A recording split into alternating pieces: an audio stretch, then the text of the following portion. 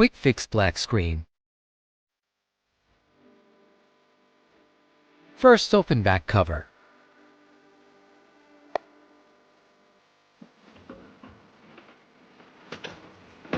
Here we see the two main boards. The one on the right is the main board with the processor and ports, and the one on the left is the power board. In this case, we are looking to see if there is a problem in the power board.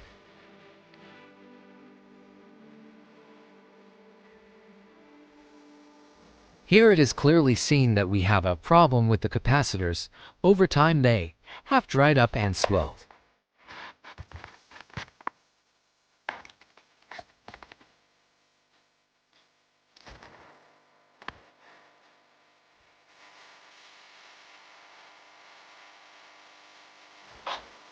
This is normal for this type of power supply.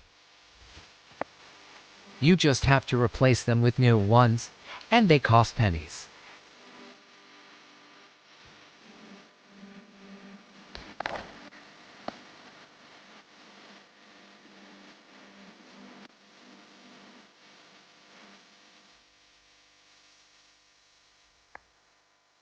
Quick repair in less than 10 minutes.